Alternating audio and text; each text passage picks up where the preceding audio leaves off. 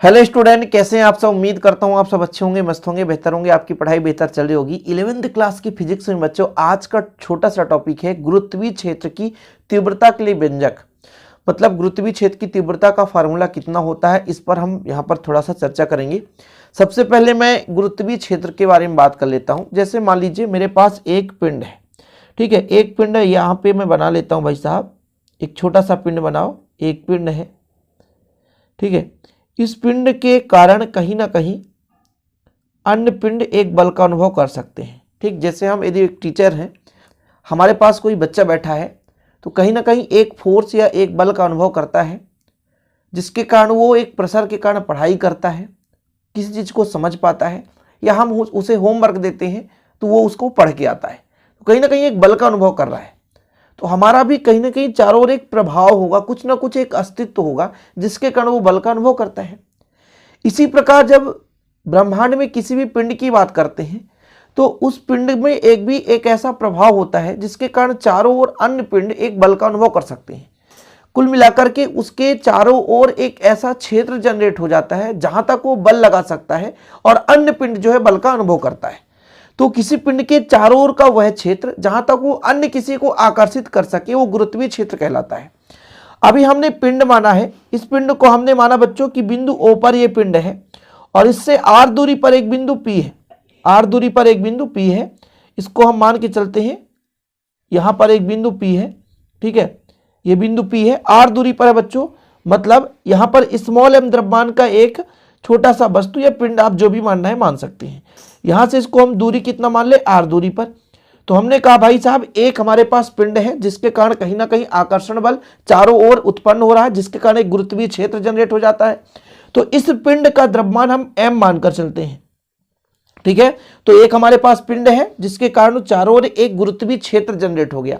अब इस गुरुत्वीय क्षेत्र पर स्थित कोई बिंदु है, यहां पर P, ये जितने बल का अनुभव करेगा उसे उसका गुरुत्वीय क्षेत्र की तीव्रता कहेंगे। सिंपल है, यानी किसी पिंड के चारों ओर गुरुत्वीय क्षेत्र जनरेट है और उस गुरुत्वीय क्षेत्र पर किसी बिंदु पर एक मान लीजिए पिंड है और उस पिंड पर बच्चों जितना बल का अनुभव होगा या वह पिंड जितने बल का अनुभव करेगा, अर्थात ये जो बड़ा पिंड है जिसके कारण गुरुत्वीय क्षेत्र उत्पन्न हुआ है, वो बड़ा पिंड उस पर एक बल लगाएगा जो अपनी की ओर आकर्षित करेगा।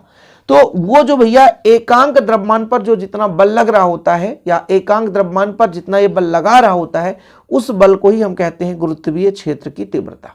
ठीक है, चीजें क्लियर। अब जैसे दो पिंड है, दो पिंडों के बीच जो बल होता है बच्चों, वो कहां से निष्कर्ष निकलता है, तो वो निकलता है सार्वत्रिक गुरुत्वाकर्षण नियतांक से।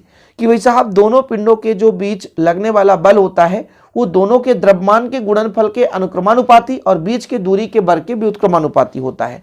अर्थात यहां पर मैं आपसे कहूं कि किस प्रकार से आपने कहा, तो दोनों पिंड हैं जिनका द्रव्यमान स्मॉल m और कैपिटल M है, तो द्रव्यमान के गुणनफल के अनुक्रमानुपाती और बीच के दूरी के वर्ग के व्युत्क्रमानुपाती। यदि दोनों को हम एक साथ मिला दें तो कैपिटल M स्मॉल m बटा r स्क्वायर, और बच्चों यदि हम यहां पर समानुपाती हटा दें तो एक नियतांक लग जाता है जिसे सार्वत्रिक गुरुत्वीय नियतांक कहते हैं। ठीक है, सार्वत्रिक गुरुत्वीय नियतांक है। तो ये दो पिंडों के बीच लगने वाला बल है। तो फिलहाल हमने m द्रव्यमान का एक पिंड मान लिया जिसके चारों ओर गुरुत्वीय क्षेत्र है, ये बिंदु O पर स्थित है, r दूरी पर एक बिंदु P है जिस पर गुरुत्वीय क्षेत्र की तीव्रता निकालनी हमें ज्ञात करनी है।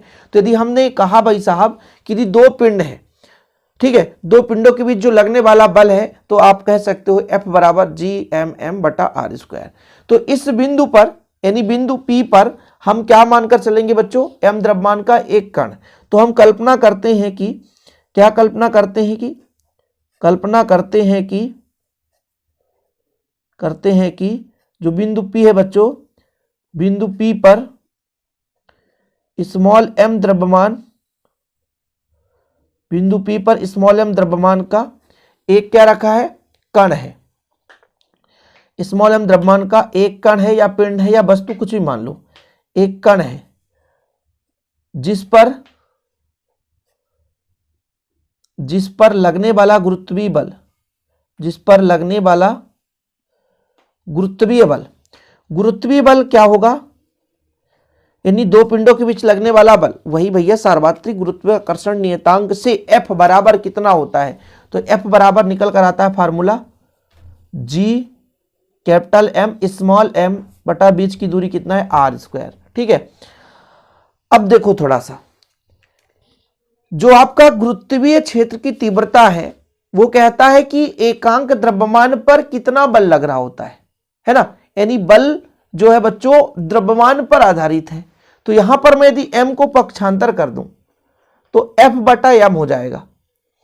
ठीक है, तो यहां पर मैं यदि लिख दूं अतः बिंदु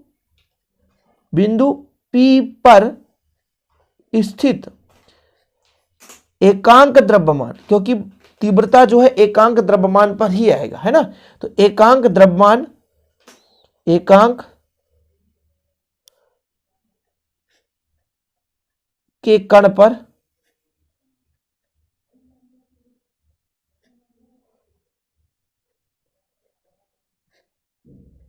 लगने वाला गुरुत्वीय बल। कैसे? एकांक द्रव्यमान का मतलब यह होता है बच्चों, इसको दो तरीके से आप निकाल सकते हो। एकांक द्रव्यमान पर लगने वाला बल यानी जितना भी F है उसमें m का भाग दे देंगे तो Gm बटा r² बचेगा, स्मॉल m कट जाएगा, सिंपल है, ये हो गया ना। अब एकांक द्रव्यमान पर लगने वाला बल ही हमने तो कहा गुरुत्वीय क्षेत्र की तीव्रता है। ठीक है, तो गुरुत्वीय क्षेत्र की परिभाषा से, गुरुत्वीय क्षेत्र की परिभाषा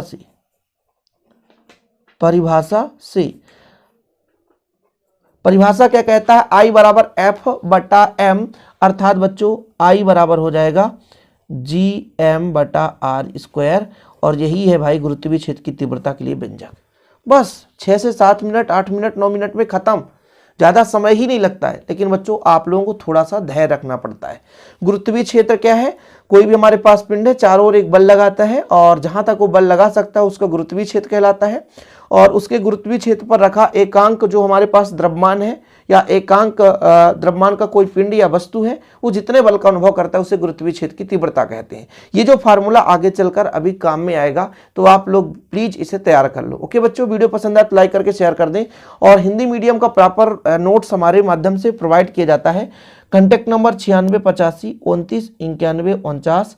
हाँ बच्चों, पर सब्जेक्ट के 100 रुपीज चार्ज लगते हैं, 100 रुपये चार्ज है एक सब्जेक्ट के।